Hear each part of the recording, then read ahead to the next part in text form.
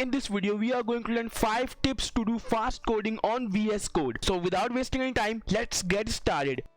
Number 1, right pattern in just 3 seconds. या guys, जो हमारी पहली टिप और ट्रिक है वो ये है कि हम लोग किसी भी प्रोग्रामिंग लैंग्वेज का, चाहे वो सी हो, सी प्लस प्लस हो, जावा हो, पाइथन हो, किसी का भी आप पैटर्न या सिंटैक्स इन जस्ट 3 सेकंड्स लिख सकते हैं। तो चले कैसे लिखते हैं वो, चलते हैं सीधे विजुअल स्टूडियो कोड के अंदर और वहां चल के मैं आपको प्रैक्टिकली ये सब समझाता हूँ। सॉलिड गैस, अब मैं आज को अपने विजुअल स्टूडियो कोड के अंदर अब मैं सी लैंग्वेज का जल्दी से एक पैटर्न लिख के दिखाता हूँ आप लोगों को।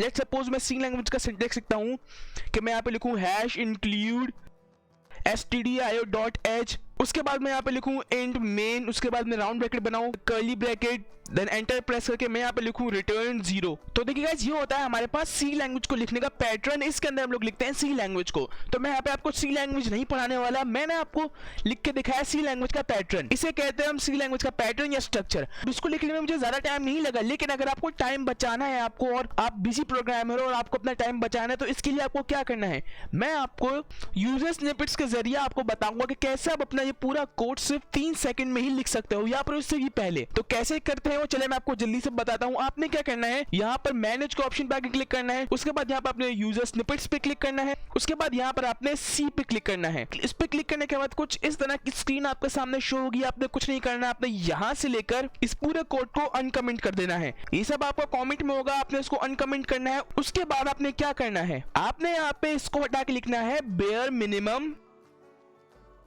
C program.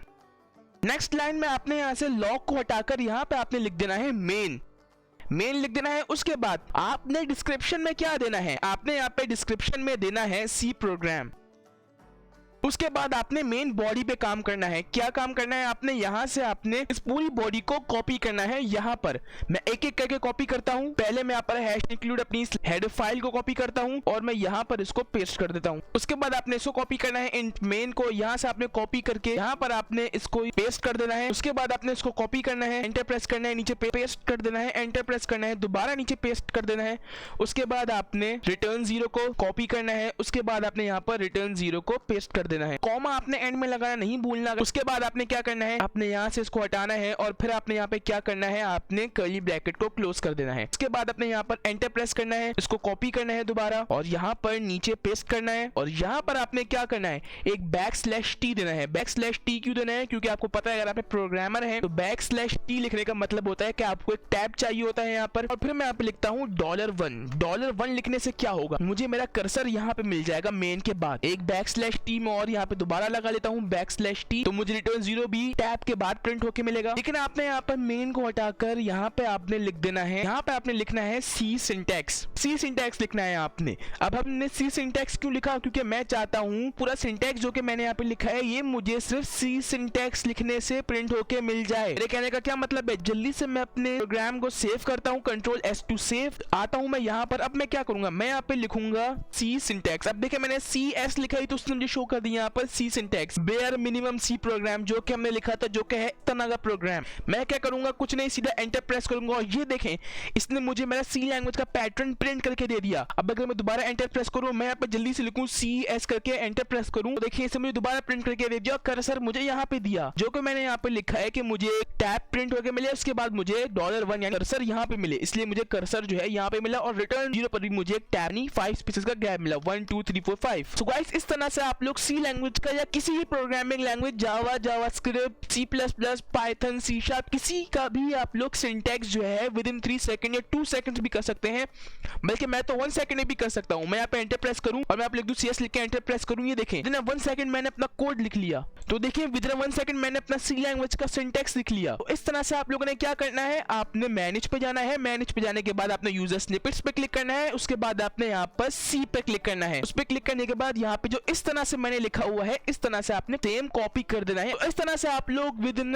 3 सेकंड्स अपनी किसी भी प्रोग्रामिंग लैंग्वेज का सिंटैक्स लिख सकते हैं इन VS code. Number 2, code runner extension. तो चलिए गाइस अपनी सेकंड टिप जो कि हमारी है कोड रनर एक्सटेंशन, इस एक्सटेंशन को सीधा चल के VS कोड में समझते हैं। सॉलिड गाइस मैं आ चुका अपने विजुअल स्टूडियो कोड के अंदर, जल्दी से मैं सबको यहाँ से हटा देता हूँ और अब मैं अपना सी लैंग्वेज का एक क्विक सा प्रोग्राम लिखता हूँ। मैं अपने प्रोग्राम को लिखूंगा बिल्कुल अपनी फर्स्ट टिप को यूज करते हुए। मैं यहाँ पे लिखूंगा CS, एंटर प्रेस करूंगा, मेरा सी लैंग्वेज का पैटर्न प्रिंट हो गया, मेरा सी लैंग्वेज का सिंटेक्स प्रिंट हो गया। उसके बाद मैं यहाँ पे लिखूंगा printf, उसके बाद मैं यहाँ पे लिखूंगा हारिस प्रोग्रामिंग एकेडमी। ये लिखने के बाद कंट्रोल S से अपने प्रोग्राम को सेव करूंगा। अब गाइस एक न्यू प्रोग्रामर है और आपको नहीं पता कोड रनर एक्सटेंशन के बारे में, तो मैं आपसे पूछता हूं, जब भी हम लोग अपना सी लैंग्वेज का प्रोग्राम लिखते हैं तो हमें उसे रन करने के लिए क्या करना पड़ता है? हम लोग टर्मिनल पे क्लिक करते हैं, उसके बाद न्यू टर्मिनल पे क्लिक करते हैं, यहाँ पे टर्मिनल खुलता है, उसके बाद हम लोग exe फाइल बनाते हैं, उसके बाद हम लोग क्या करते हैं, उसके बाद हम लोग अपने प्रोग्राम को कंपाइल एंड रन करते हैं। लेकिन मैं ये नहीं करना चाहता, मैं चाहता हूं मेरा program just in one click मेरा प्रोग्राम जो है कंपाइल एंड रन हो जाए। तो इसके लिए मुझे क्या करना पड़ेगा? तो इसके लिए हमारे पास एक एक्सटेंशन है विच इज कोड रनर। आपने क्या करना है, यहाँ पर एक्सटेंशन पे आना है, यहाँ पे आने के बाद आपने सर्च करना है कोड रनर। देखिए मैंने यहाँ पे कोड रनर सर्च किया तो यहाँ पे जो मेरे पास फर्स्ट एक्सटेंशन आ रही है, आपने इस पे क्लिक करना है। यहाँ पे आने के बाद आपने इसको इंस्टॉल करना है। मेरा ये ऑलरेडी इंस्टॉल्ड है, मैं आपको इंस्टॉल करके दोबारा इंस्टॉल करके दिखाता हूँ। आपने यहाँ पे आना है, उसके बाद आपने इसको इंस्टॉल करना है, उसके बाद ये आपका इंस्टॉल हो जाएगा। जब भी आपका इंस्टॉल होगा आपको यहाँ पर एक इस तरह का बटन नजर आएगा। आप यहाँ पे देखिए कर्सर लेके जाएंगे तो ये आपको शो करेगा, यहाँ पर देखिए कोड रनर। जब मैं यहाँ पे अपना कर्सर लेके जा रहा हूँ ये मुझे शो कर रहा है यहाँ पर कोड रनर। तो इस तरह का आपके पास एक बटन आ जाएगा। तो इससे क्या होगा, देखिए मैं यहाँ पे अपने न्यू पर अपने प्रोग्राम को मैं सेव करता हूँ और अब अगर मैं यहाँ पर क्लिक करूंगा तो मेरा कंपाइलर मेरे प्रोग्राम को सीधा कंपाइल एंड रन कर देगा। वो खुद ही exe फाइल बना लेगा और खुद ही exe फाइल को वो कंपाइल एंड रन कर देगा। अगर आपको इस एक्सटेंशन के बारे में नहीं पता था तो आपको पता होगा, जब भी आप लोग अपने सी लैंग्वेज का प्रोग्राम या किसी भी XYZ प्रोग्रामिंग लैंग्वेज का प्रोग्राम कंपाइल रन करते हैं तो उसके लिए आपको पहले उसकी exe फाइल बनानी पड़ती है। उस exe फाइल के बाद फिर आपका प्रोग्राम कंपाइल रन होता है। उसके लिए इन VS कोड आपको टर्मिनल पे जाना पड़ता है, फिर न्यू टर्मिनल, फिर वही सारा प्रोसेस है। आपको लिखना पड़ता है a.exe करके exe फाइल, फिर इस exe फाइल को नाम देकर रन करना पड़ता है। तो ये काम बहुत ही ज्यादा लंबा हो जाता है। तो इससे बचने के लिए हमारे पास है कोड रनर। अब मैं सिंपली इस बटन पे क्लिक करूंगा तो ये देखिए खुद ही टर्मिनल खुला, खुद ही मेरा प्रोग्राम कंपाइल एंड रन होगा, खुद ही यहाँ पे न्यू जो है exe फाइल बनेगी। देखिएगा आज यहाँ पे न्यू ऑटोमेटिकली exe फाइल बन गई और मेरा प्रोग्राम यहाँ पर रन हो गया। ऐसे मुझे प्रिंट करके दे दिया हमारे चैनल का name Haris programming academy. So guys अगर आपको ये टिप अच्छी लगी हो और अगर आपको इस ट्रिक के बारे में नहीं पता था, इसके बाद अगर आप इसको अपने VS कोड में अप्लाई करोगे और आपका कोड कंपाइल एंड रन हो जाएगा, तो प्लीज वीडियो को लाइक करके नीचे कमेंट करके लाजमी लिखिएगा कि tip number 2 is work. Number 3 C/C++ extension.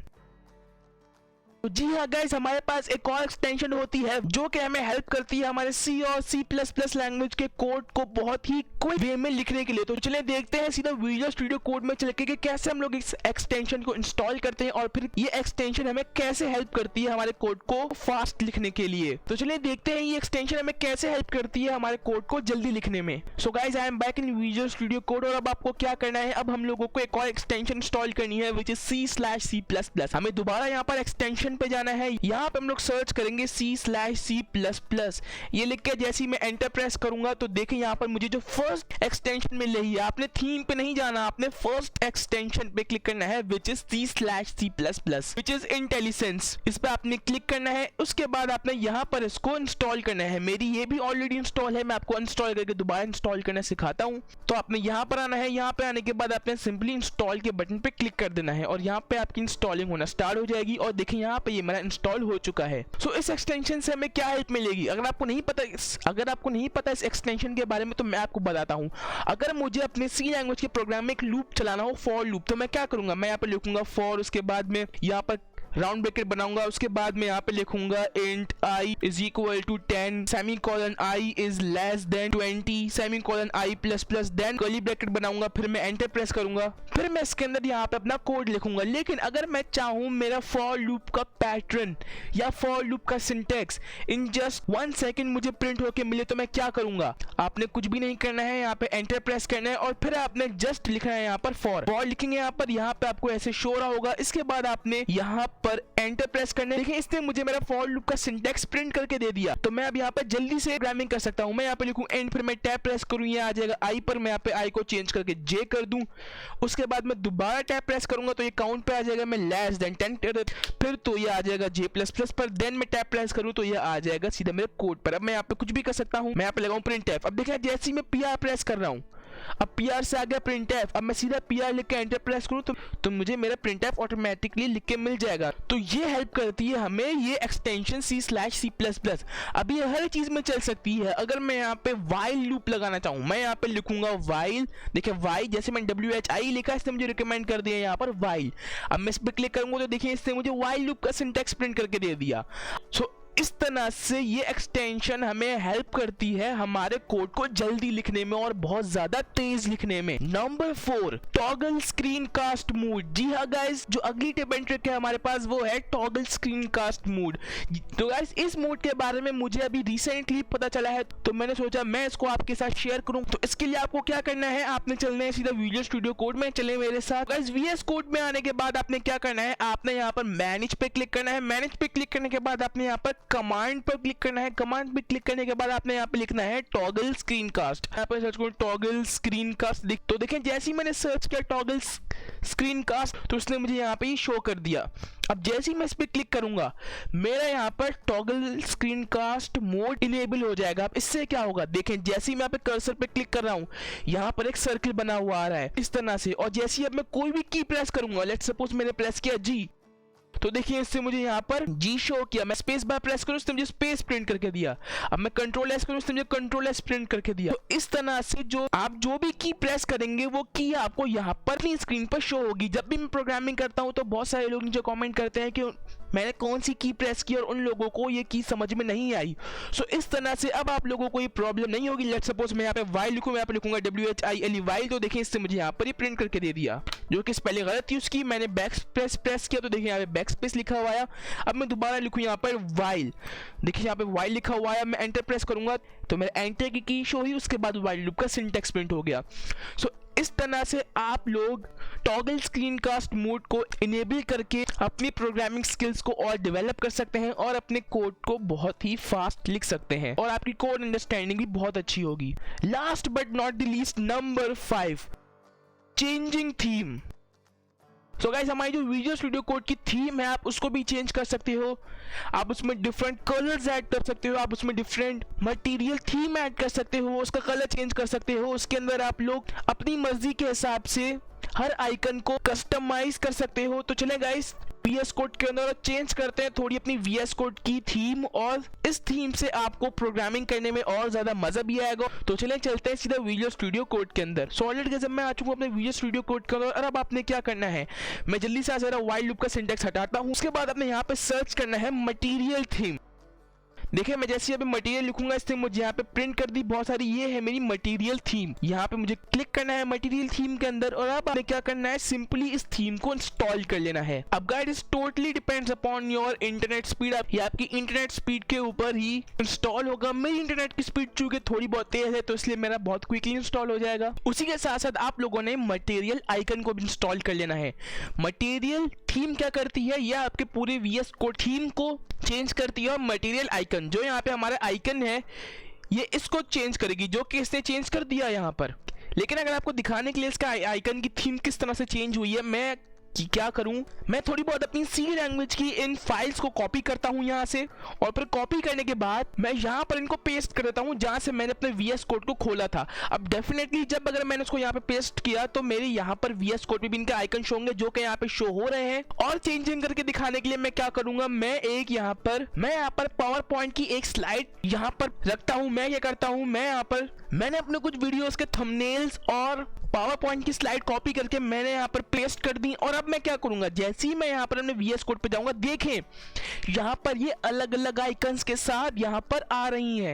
और अगर आपको अपनी थीम चेंज करनी हो VS कोड की तो आप लोगों ने क्या करना है, सबसे मेन पॉइंट आपने यहाँ पर मैनेज पे क्लिक करना है। उसके बाद आपने कलर थीम पे जाना है। कलर थीम पर जाने के बाद आपने यहाँ पर किसी भी थीम पर क्लिक कर देना है। लेट्स सपोज मैं इस थीम पे क्लिक कर दूं तो क्या होगा, ये देखें मेरी पूरी थीम ही चेंज हो गई और जो मैंने यहाँ पे लिखा हुआ था कोड उसके कलर में भी चेंजिंग हुई है। सो इस तरह से आप लोग चेंजेस कर सकते हैं अपने थीम के साथ और अपनी आइकन्स के साथ। और अगर आप दोबारा यहाँ पे मैनेज पे क्लिक करें उसके बाद यहाँ पर दोबारा कलर थीम पे जाए और लेट्स सपोज अब मैं कर दूं यहाँ पर इस थीम पे क्लिक कर दूं, यहाँ पे मैं क्लिक करूं तो ये देखिए इसका कलर ब्लू पे चेंज हो गया। सो ये थोड़ा बहुत मुझे थोड़ा अच्छा लग रहा है। आप यहाँ पर इसको दोबारा चेंज भी कर सकते हैं कलर थीम में जाकर, यहाँ पर आप वाइट लाइट पे जा सकते हैं तो इस तरह से व्हाइट हो जाएगा। दोबारा थीम में जाकर लाइट डिफॉल्ट पे क्लिक कर सकते हैं तो यहाँ पर इसकी थीम जो है चेंज हो जाएगी। इस थीम पे आप क्लिक करेंगे तो देखिए यहाँ पे थोड़ा बहुत चेंजिंग हो रही है यहाँ पर, लेकिन मुझे थोड़ी डार्क थीम ज्यादा पसंद है, इसलिए मैं यहाँ पर दोबारा अपनी उसी थीम में आ जाऊंगा जो मेरे पास पहले थी। ये मेरी थीम जो है मोस्ट फेवरेट है और मुझे इस थीम पर काम करना अच्छा लगता है। तो आपकी फेवरेट थीम कोई सी भी हो सकती है, आई डोंट माइंड। अगर आपको कोई दूसरी थीम पसंद है, आपको जो थीम पसंद है आप वो थीम रख के काम कर सकते हो। तो गाइस ये थी हमारी कुछ 5 टिप एंड ट्रिक जिसको इस्तेमाल करने से आपकी कोडिंग स्किल्स थोड़ी बहुत डेवलप हो सकती है। सो गाइस ये थी आज की वीडियो। मैं उम्मीद करता हूँ आपको आज की वीडियो पसंद आई होगी। अगर आपको वीडियो पसंद आई हो तो इस वीडियो को लाइक लाजमी कर दीजिएगा। चैनल पे अगर न्यू है तो चैनल को सब्सक्राइब करना ना भूलिएगा। और गाइस अगर आप लोग सी लैंग्वेज को सीखना चाहते हैं बहुत ही एफिशिएंटली और बहुत ही इजी वे में, अगर आप लोगों को सी लैंग्वेज को सीखना चाहते हैं तो ये है मेरी प्लेलिस्ट। इस प्लेलिस्ट के अंदर मैं सी लैंग्वेज को स्टार्टिंग से लेकर एंड तक पढ़ा रहा हूँ सीक्वेंस वाइज, और मैं इस प्लेलिस्ट के अंदर डेली बेसिस पर वीडियोस अपलोड कर रहा हूँ। प्लेलिस्ट का लिंक भी नीचे डिस्क्रिप्शन में मौजूद है, आप उस लिंक पर क्लिक करके इस प्लेलिस्ट को सिंपली एक्सेस कर लेते हैं, इस प्लेलिस्ट को सिंपली एक्सेस कर सकते हैं। और गाइज मैं अपने इस चैनल पर सी लैंग्वेज को स्टार्टिंग से लेकर एंड तक पढ़ा रहा हूँ, डेली बेसिस पर मैं अपने इस चैनल पर वीडियोस अपलोड कर रहा हूँ रिलेटेड टू सी लैंग्वेज। और आने वाले दिनों में मैं अपने इसी चैनल पर बहुत सारी programming languages like Java, JavaScript, Python, C plus plus और इस तरह की और भी related to programming, related to technologies अपने इस चैनल पर वीडियोस लेके आता रहूंगा। तो अगर आप मेरे चैनल पर न्यू है, अगर आपको नहीं पता कि मेरी प्लेलिस्ट बेस में सी लैंग्वेज को स्टार्टिंग से लेके एंड तक पढ़ा रहा हूं, तो आपके लिए जरूरी है कि आप इस प्लेलिस्ट को एक्सेस कर लें अगर आप सी लैंग्वेज को पढ़ना चाहते हैं। सो गाइस अभी तक के लिए बस इतना ही, मैं मिलता हूं अगली वीडियो में, तब तक के लिए thanks for watching and don't forget to subscribe.